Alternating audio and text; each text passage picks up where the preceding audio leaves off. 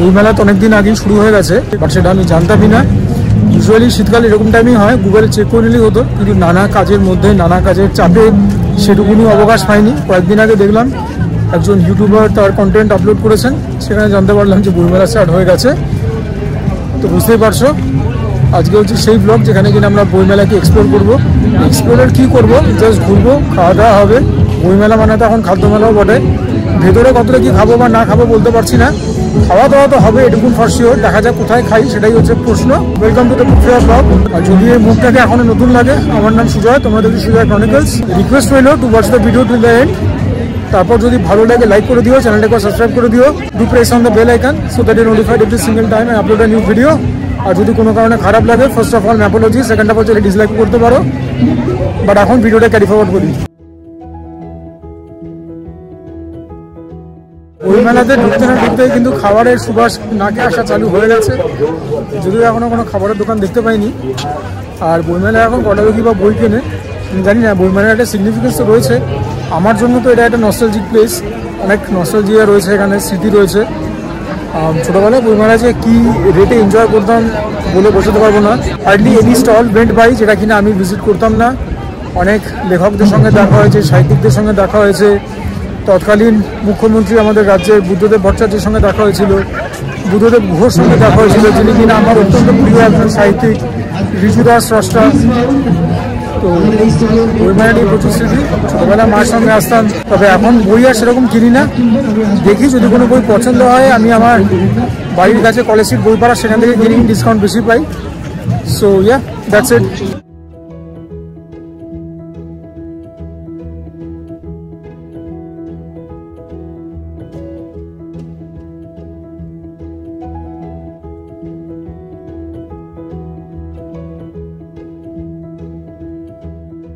এবারে বইমেলা এরকম কাশ্মীরি স্টল কিন্তু প্রচুর, এবং যারা স্টল দিয়েছেন তারা প্রত্যেকেই লোকাল কাশ্মীরি। এটা তো শুধু একটা দোকান, এরকম বহু দোকান রয়েছে, স্টল রয়েছে এবারে ভেতরে।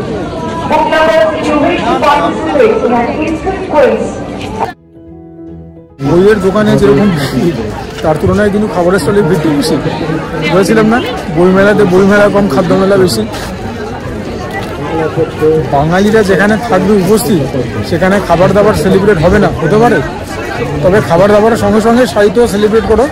আমিও সেই উদ্দেশ্যে এসেছি, এখনও পর্যন্ত খাইনি কিছু, বইয়ের দোকানে ঘুরে বেড়াচ্ছি। ভালো লাগে নতুন নতুন বই দেখতে, ঘাঁটতে। ঘাটা মানে কিন্তু নোংরা করা নয় বা ছিঁড়ে ফেলা নয়, উইথ আটমোস্ট রেসপেক্ট বইকে দেখা, যে কী মেটেরিয়াল আছে, কী সাবজেক্ট ম্যাটার, এগুলো। বইমেলাকে এবার বিদায় জানানোর পালা। এখানে কিছুই খেলাম না, বাট কিছু মিষ্টি নিয়ে যাবো বাড়ির জন্য। ওই নবদ্বীপের লাল দই ওরকম টাইপের, যেগুলো কলকাতায় সচরাচর পাওয়া যায় না, তবে এখন বড়রাম মল্লিকে কিন্তু ক্ষীর দইও পাওয়া যায়। সরভাজা নেবো কত করে? সরভাজা 50 টাকা পিস, 500 হচ্ছে 150 টাকা, 1 কিলো 300 টাকা। এখন অ্যারাউন্ড দুপুর 3:30 বাজে, লাঞ্চ এখনো হয়নি, খিদে পেয়েছে খুব। আর এবারে থিম কান্ট্রি হচ্ছে বিনায়কের থিম। আমরা এখন হাঁটছি আমাদের প্রথম ডেস্টিনেশনের দিকে, পুরো মাল্টিপল জায়গায় খাবার খাবো, স্ট্রিট ফুডও থাকবে, রেস্টুরেন্টও থাকবে। খাবার খেতে আমরা আমাদের প্রথম এস্টাবলিশমেন্টের কাছে চলে এসেছি। এটা হচ্ছে রামলীলা ময়দানের ঠিক গায়ে। রামলীলা ময়দানটা হচ্ছে সিআইডি রোড, মোলালি। বিল্ডিংটার নাম হচ্ছে জার ব্যাঙ্কোয়েট। আর এই হচ্ছে আমাদের restaurant, Karim's with an I, যেটা কিনা জামা মসজিদের কাছে। যেটা শোভাবাজারে আছে সেটা হচ্ছে অন্য ফ্র্যাঞ্চাইজি, এটা অন্য ফ্র্যাঞ্চাইজি। চলো ভেতরে গিয়ে কথা হবে।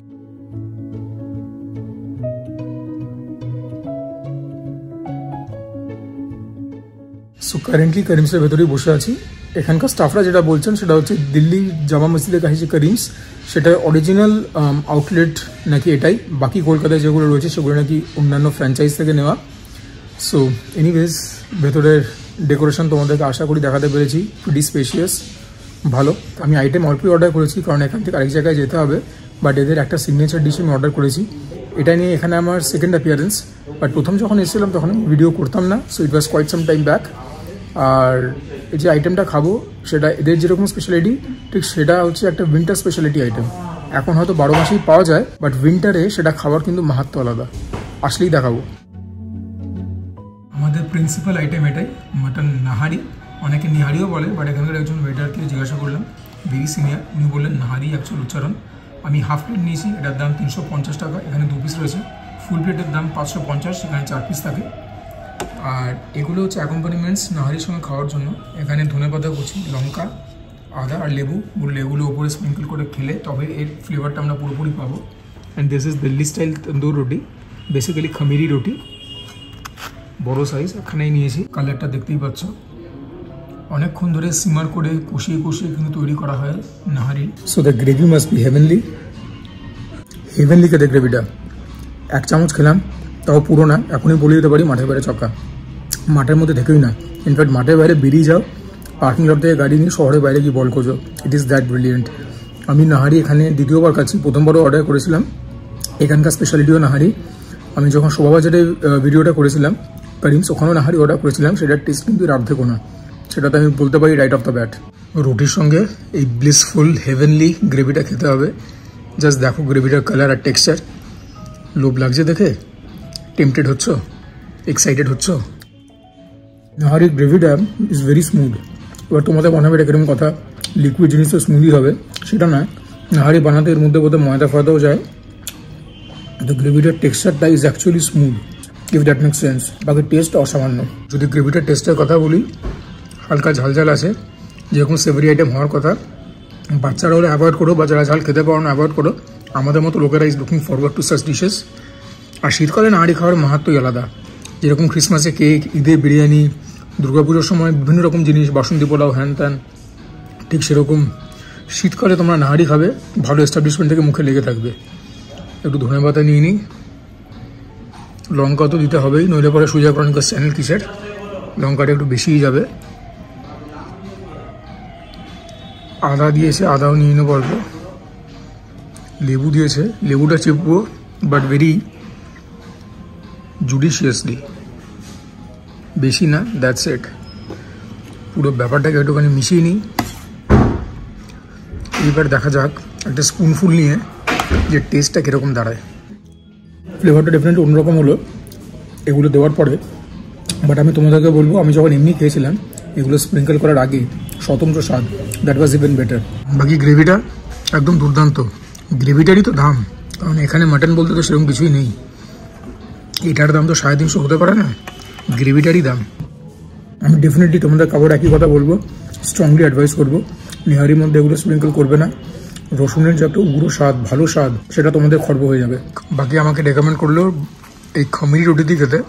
বললো নান দিয়ে খেলে বা বাকারখানি দিয়ে খেলে ঠিক জমবে না ব্যাপারটা, ওগুলো একটু মিষ্টি মিষ্টি হয় খেতে। এটার সঙ্গেই নাকি নাহারি বেটার যায়। তো আমি তো খাচ্ছি, রুটিটা খুব ভালো সফট আছে, কিন্তু একটুখানি খাবার সোডার প্রভাব বেশি, কিন্তু পরে এতটা ফ্লাফি পাফি হয় না। যাই হোক, that is a very slight negative. বাকি নাহারি গ্রেভি দিয়ে খামিরি রুটি একদম অসামান্য লাগছে। আর যখন বলে দিয়েছি মাঠে বাইরে ছক্কা, আর কি বলবো। মাটনের পিসগুলো তোমাদেরকে দেখিয়ে দিই। রানেরই পিস দিয়েছে, তো that's a very good sign. অনেকে মাটন নাহারি বিক্রি করে নল্লি নাহারি বলে, তারা তো নল্লি দেবেই। একটা পিঙ্কিশ হিউ রয়েছে মাটনের। আর রানের দিকের পিস একটুখানি জিরাটিনাস পিসেসই হয়। ব্রিলিয়েন্ট। আর মাংসটা কতটা ভালো সেদ্ধ হয়েছে তোমরা দেখতেই পেয়েছো, 2 আঙুলে ছিঁড়ে এলো। বাহ, ভেরি গুড কোয়ালিটি মাটন। আর সেদ্ধ হয়েছে এরকম ভালো, সুসিদ্ধ যাকে বলে, তুখোর। তোমাদেরকে লাস্ট একটা বাইট দেখিয়ে দিই। খামিরি নেব, এখান থেকে অল্প মাটনও নেব। উফ, মাটনটা জাস্ট নেক্সট লেভেলের সফট, ব্রিলিয়েন্ট। আর তারপরে এই সরিয় লেভেলের গ্রেভিতে নাহারির ব্যাপারটাকে পুরো ইমার্স করে নেব।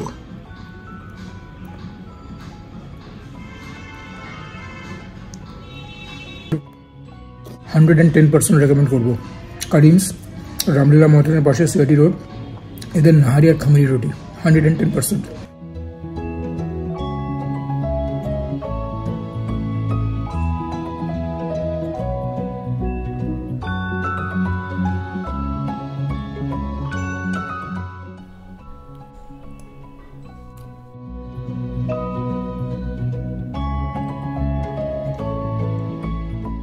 করিমসে আমার টোটাল বিল হলো 399, 350 আর 30। ফাইনাল ইমপ্রেশন আর কি দেবো, ভেতরে বসে যা বলবার বললামই তো।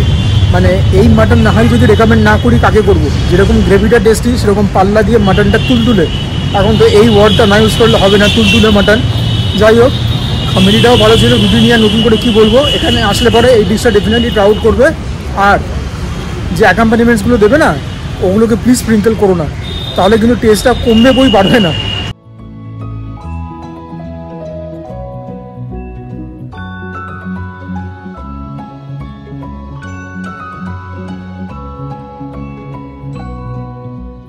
আমি দাঁড়িয়ে আছি আমাদের সেকেন্ড ডেস্টিনেশনের কাছে। এটার নাম হচ্ছে রয়্যাল বিরিয়ানি। এটা কলেজ স্কোয়ারে, এক্স্যাক্ট কলেজ স্কোয়ার না, তোমাদের ডেস্টিনেশনটা বলে দিচ্ছি। কলেজ স্কোয়ার, যেখানে কিনা বড়ো হাউস রয়েছে, সেখান থেকে স্ট্রেট হাঁটবে টুয়ার্ডস মিনি হোটেল। যে কোনো লোককে জিজ্ঞাসা করবে, মিনি হোটেল অতিক্রম করে সেই ডান হাতের ফুটপাতেই পড়বে, খানিকক্ষণ এগোলে পরে রয়্যাল হোটেল, কানাইথল লেনের কাছে। দোকানের ক্লিপিংস তোমাদেরকে দেখিয়ে দিয়েছি। এখন ওপরেও একটা জায়গা করেছে বসবার, সেটাও দেখিয়ে দিয়েছি। মেনুও তোমাদেরকে দেখিয়ে দিয়েছি, পজ করে দেখে নেবে, ফোন নাম্বার দেওয়া, অ্যাড্রেস দেওয়া। আমি তো বিরিয়ানি নিচ্ছি 180 দাম মাটন বিরিয়ানি। এত কম দামে মাটন বিরিয়ানি তো কলকাতা আমি আগে কোথাও খাইনি। এবার আমার আর অভিজ্ঞতা বা করুন, তোমরা খেয়ে থাকলে বলবে যে খেয়েছো কি খাওনি, আর খেলে পরে কোয়ালিটি কীরকম। বাট এখানে একটাই জিনিস যেটা কিনা একটুখানি স্কেপটিক্যাল, সেটা হচ্ছে চিকেন আর মাটন বিরিয়ানি একই হাঁড়িতেই তৈরি হচ্ছে। চিকেনটা আলাদা, যারা অর্ডার করবে চিকেন নেবে, যারা মাটন অর্ডার করবে মাটন নেবে। ডিমও দিচ্ছে এরা, বাট ডিমটা আলাদা করে চার্জেবল। তো এটা একটা ব্যাপার। কন্টেনারের দাম হচ্ছে 20 টাকা করে পার পিস, বুঝে নাও। কাগজের বাক্স যেরকম নেবে সেগুলো হচ্ছে ফ্রি অফ কস্ট। প্লাস্টিকের কন্টেনার নিলে পরে 20 টাকা করে পার পিস। আর ভগবান, এখানে চাপ তৈরি হচ্ছে, এখানে বিরিয়ানি তৈরি হচ্ছে। ওই হাঁড়িতে দমে বসবে নাকি দাদা? ওই হাঁড়িটায় দমে বসবে।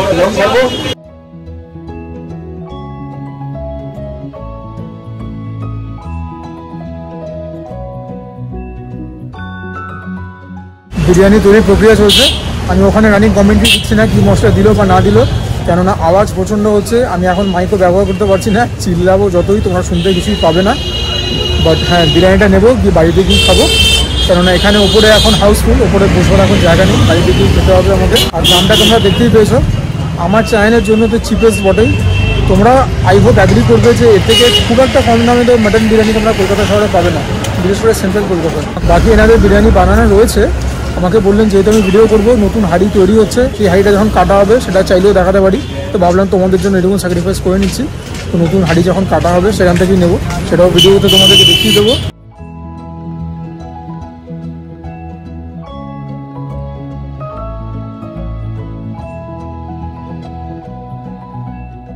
এনাদের মধ্যে ভেতরে ছোটোখাটো সমস্যা হচ্ছে, যে চালটা তৈরি করেছে সেই চালটাই নাকি ফোটানোর পরে লম্বা হচ্ছে না, বড় হচ্ছে না।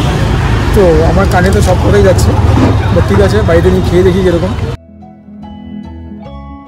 আমি এখান থেকে আজকে প্রথমবারই নিচ্ছি। আর যেটা স্বস্তির ব্যাপার সেটা হচ্ছে যে একদম রানিং দোকান, ঠিক আছে, সব সময় কর্মব্যস্ততা, ভিড় লেগেই রয়েছে, বসেও খাচ্ছে, লোক নিয়েও যাচ্ছে। তো that is a very promising sign. নতুন হাঁড়ি কাটা হচ্ছে এবং গরম ধুমাইতে বিরিয়ানি।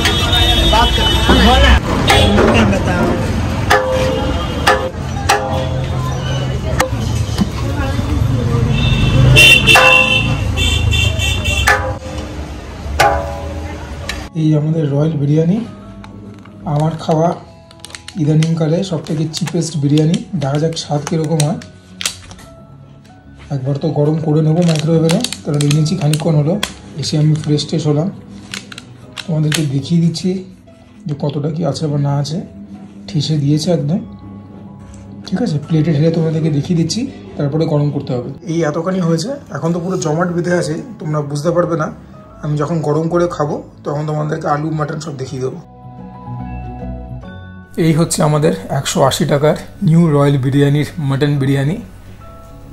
বললো ওই অঞ্চলে নাকি সব থেকে ওই বিখ্যাত বিরিয়ানিওয়ালা। দেখা যাক খেয়ে।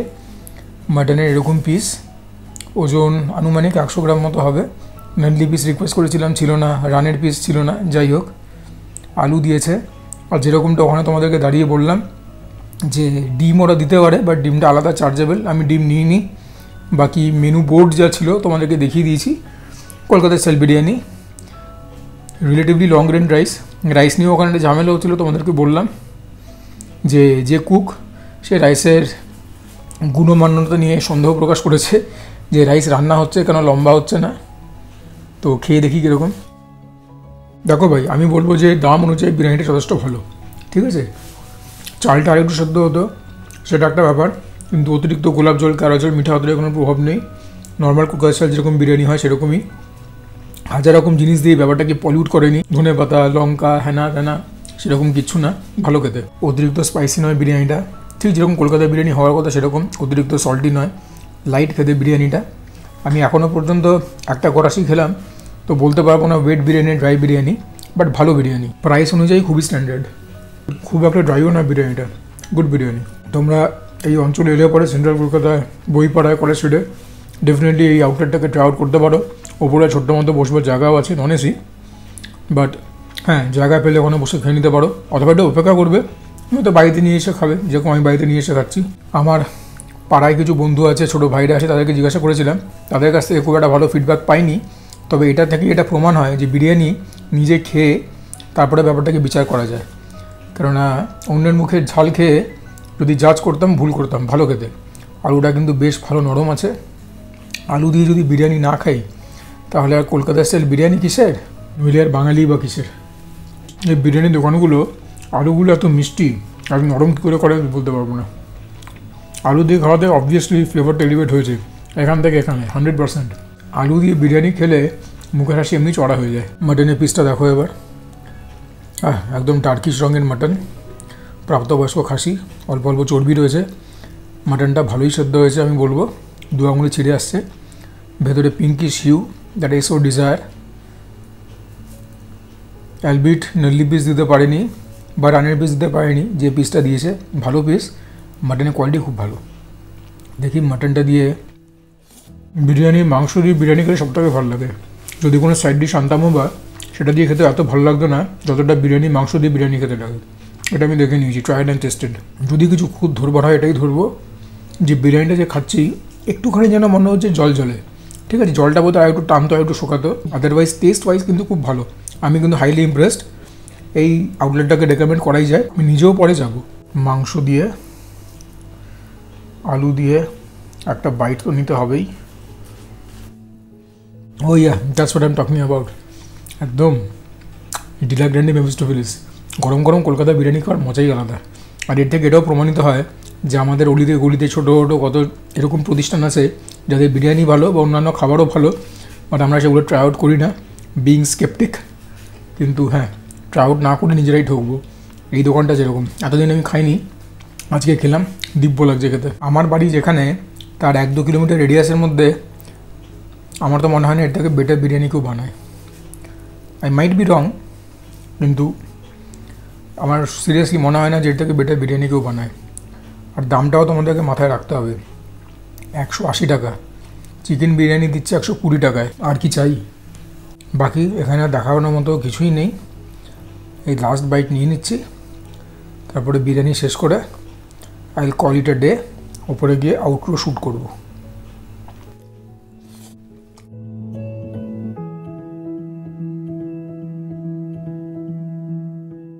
আজকে ভিডিওটাকে তাহলে এখানে এন্ড করছি। It has been a long day. বইমেলাতে সেরকম কিছু দেখাতে পারিনি, সেরকম কোনো অ্যাক্টিভিটি আমি বইমেলার ভেতরে করিও নি। ওই নবদ্বীপের লাল দোকান না লাল ক্ষীর দই দোকান, ওখান থেকে 2-1টা জিনিস কিনেছি, তোমাদেরকে দেখিয়ে দিয়েছি। ওই ক্ষীর দই কিনেছি আর কি ফ্রাইড রসগোল্লা কিনেছি। ফ্রাইড রসগোল্লা ছিল 25 টাকা করে পিস, একটা মনে হলো ইউনিক কনসেপ্ট। আর ক্ষীর দইটা কিনলাম। আর তারপরে করিমসে গেলাম। করিমসের তো ফাইনাল ইমপ্রেশন তোমাদেরকে বলেই দিয়েছি, ভেতরে সব বিশদে দেখিয়ে দিয়েছি। হাইলি রেকমেন্ড তাদের মাটন নাহারিটা। আর তারপরে আমাদের স্থানীয় রয়্যাল বিরিয়ানি একদম মন জয় করে নিল। Given the price point, this mutton biryani is an absolute steal. বিরিয়ানিটা কি পারফেক্ট সেটা আমি একদমই বলছি না। বিরিয়ানিটা আরেকটু ওয়েট হলেও পারতো, চালটা একটু সেদ্ধ হলেও পারতো, মাটনের পিসটা একটু ভালো হলেও পারতো, একটা ওয়াটারি ব্যাপার ছিল বিরিয়ানিটার মধ্যে, সেটা যদি ভালো করে রান্না করতো হয়তো জলটা শুকিয়ে যেত, টেনে যেত, খেতে আরো ভালো লাগতো। এরকম টুকটাক খুঁত থাকবেই, but then again you have to commensurate everything given the price point. Anyways, আশা করি তোমাদের ভিডিওটা ভালো লাগলো। যদি ভালো লাগে ভিডিওটা প্লিজ লাইক করে দিও। Do share my content with friends and family. যদি মনে হয় ঠিকঠাক কন্টেন্ট বানাই, তোমরা কমেন্ট করবে। তোমাদের কমেন্টগুলো পড়লে পরে মোটিভেটেড থাকি, ইন্সপায়ার থাকি। And for now this is মিশুদা সাইনিং অফ। তোমরা সবাই ভালো থাকো, সুস্থ থাকো, জমিয়ে খাওয়া দাওয়াটাও করো, তার সঙ্গে ওয়ার্কআউটটাও করো।